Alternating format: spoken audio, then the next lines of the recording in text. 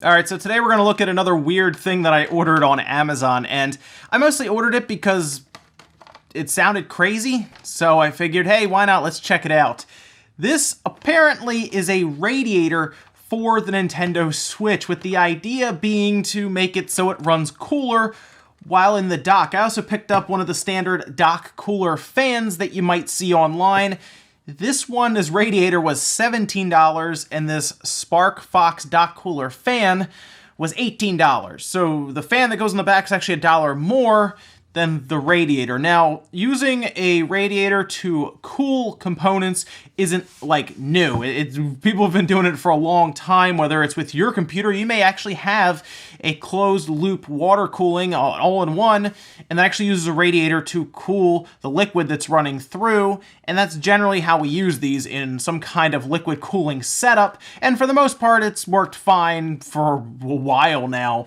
So to hear about it being an attachment for the Switch was weird. So I figure we'll check it out. We'll play a little bit of Saints Row 3 here a bit and see how it does. Now, I was thinking about revisiting the temperature video I did a while ago with some of these accessories just to see how it does with actual numbers. And now that we're to the point where a Switch can be easily hacked and set up with, I believe, a way to read the temperature directly from the chip at a system level, I think that's going to be better to do. So let me know if you want to see that over again and I can check out all of these accessories. I think that video could use a little updating, so let me know what you think about that idea. So I guess let's go ahead and unbox this radiator. Radiator for Switch RDS2827, and this apparently attaches directly to the top, and it exhausts heat dissipation, display with temperature, display with speed, made in China. So this concerns me that it's a very basic accessory that is, so I'm going to take a quick guess. I haven't actually checked this thing out at all yet. We're going to check it out for the first time here.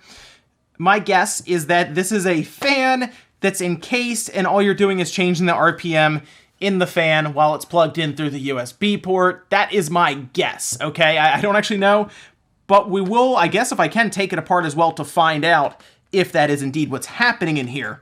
So, very quickly, we'll open this guy up. Doesn't look like there's a ton going on in here. Looks like we have the piece itself, another piece of plastic that I assume kind of works to hold it up, right? Because in the picture, it's kind of attached and it's just kind of standing up, so I guess this would be to support it. The radiator part itself is here. And then we have our USB cable. I don't have any instructions or anything, so we're pretty much just gonna be, I guess, running with it and seeing if it all works out okay. And we'll try to attach it and everything, of course. Let me go ahead and grab our large fan as well. This guy. Now, these fans, I don't believe are worth any actual money. Like, I don't think it's worth actually buying into these things. And I'll explain a bit about why. Now, these fans have been around forever now, at least since the 360. The 360 is where it really showed up. That's when people started really buying into these. I think because of the whole red ring thing, you know, when everyone was getting red ringed and bricked 360s and everything. And I think companies mostly capitalized on that. And since then, they've been releasing these things, even if they're unnecessary. They didn't even work that well with the 360, okay? And the biggest reason for that is all you're really doing is blowing air in from the outside. You would get the same effect from a box fan, more or less. So if you buy a box fan or have one at home, you would get the same results as what this would do. It's just this, I guess, actually would be a little more expensive. I don't know, can you get a box fan for $18? Probably. Maybe even one of those smaller ones, you could just sit behind it and blow on it. I guess this is form-fitting, so it fits on the back. But basically, that's all this is. It's a large shell with a tiny fan that is probably fairly loud, and then it plugs in through the USB port. Now, again, the reason that these don't work that well, for the most part, is because it's not communicating with the fan inside the system at all, so it more or less will be spinning at different RPMs, which will either block the intake or just push more air in than it needs, and it'll just overflow. It won't actually do much. I don't usually recommend these. I see these mostly as a waste of money. It's even worse if there is a power pass-through like the 360 had one, where it sat on the back of your system and the power actually had to go through it, and people would actually return those back in the day to GameStop because they would melt. Like, the power would actually melt that thing. The plastic would seize, and it would sometimes just get stuck completely to your 360. So no, I don't recommend these, but I thought we'd just take a look at one very quickly. So now we have our radiator, okay? And it's pretty standard. It has two buttons, a power in the middle, and what appears to be an LCD. It has a vent on the top, a vent on the bottom, and then basically what it appears to be like a rubber grommet, I assume, to try to shroud air. And that's about it. Oh, it also has, oh, that's the input on the side for our cable, which is going to run down and then plug into the side. So, no instructions, like I said, were given. So I guess we will plug this in and see what we get. So it looks like it's legitimately just going to sit on top like that. It wants to fall forward. Like if I let go, it's going to fall forward. And I guess that's where this guy comes into play. I'm not really sure why this isn't just attached completely, like straight up from the factory. Oh, it does look like we have screws. I think we can take this thing apart. I think we can take it apart. So it looks like it's going to sit behind it like this. It's going to attempt to anyway. Yes, so it sits back there. There's some pressure on the switch now because that's behind it. But it's attached. Kind of just slides around. So I guess you're going to have to find it. Headphone jack is blocked. So there's that as well. You're going to have to kind of deal with that, I guess. Maybe I can get it just right, and it's not quite blocking it. So there we go. Radiator has now been installed onto the switch. Now we also need to plug in our power. There's one issue. It doesn't seem to reach from this side. So you either need a longer cable, and if you have a LAN adapter using in the back, you're going to have to unplug it because it looks like it has to run to USB 3. Our radiator is now installed and powered in just a few minutes. So that's some impressive stuff with the time it took to set this guy up, I guess. Sure. So we turn this on. And we should get power to this guy. So I have it up here on the TV to the side. Power. Look at that. Again, there's no instructions or anything with this, so I'm kind of doing this on the fly. So, indeed, what seems to be happening here is as you turn this up, what it is doing is I can actually hear it, it is turning up the RPM of the fan that is inside right now, and it acts as an exhaust. So let's actually jump into Saints Row, drive around a bit, and see if we can get the switch to kind of get up to temperature and see if we get some hot air coming out of the top. So I'm currently wreaking havoc in Saints Row 3 or Saints Row the 3rd. I have my Pandamobile out.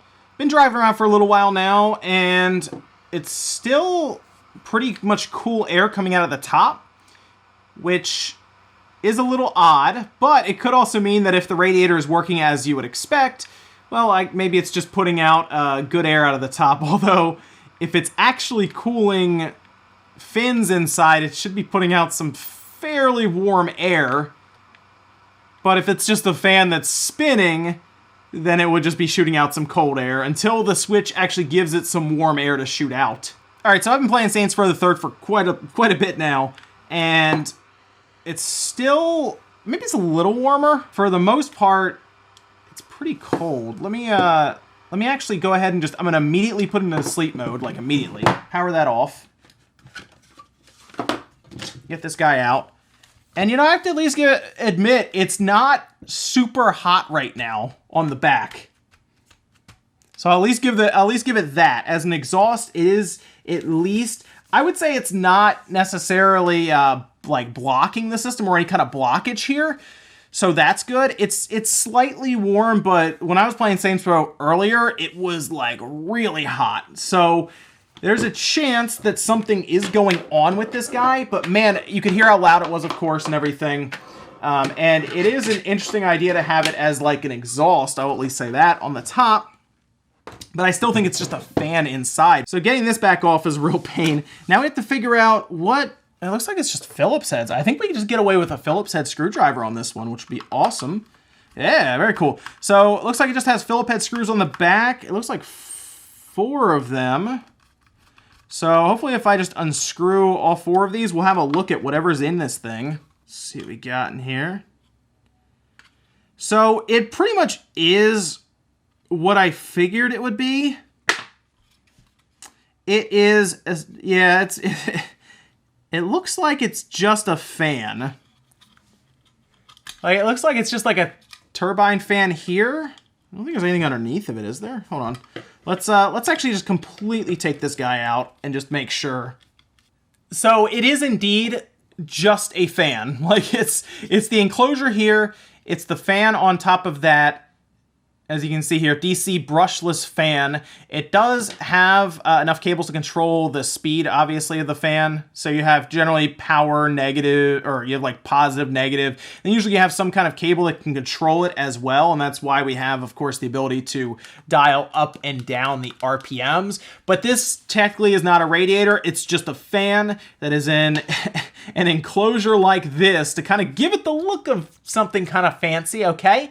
And it just sits on the outside. Now, most likely, what this will do is it will technically cool the outside and the top part of the switch, but because, of course, it's not doing much inside where the majority of the cooling is going on, it's not going to have an overall effect on the actual cooling of the system. That's the thing. Now, you might be asking, what could have some kind of bearing on it? Well, if there is ever an aftermarket fan that is released specifically for the Switch and inside of it to replace that fan with one that maybe can move more air, at that point you might have something. And this happened before. The 360 has actually seen several different third-party accessories for the actual internal fan that change out with ones that are quieter, will light up all kinds of lights, yes, but then also move more air.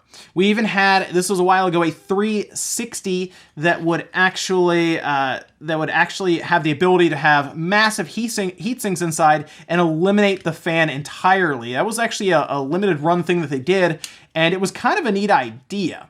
But yes, this is just a turbine fan inside of a plastic shroud that they want you to then sit on top of your Switch. And yes, ladies and gentlemen, that is it for the so-called Radiator for your Switch. It's not actually a radiator, shocker, for $17. So if you see this while you're scrolling through Amazon, just know that you're basically buying a fan encased in plastic that you can technically control the RPMs on it. Now, there are, of course, tons of drawbacks anyway to this. It doesn't actually interact with the fan inside.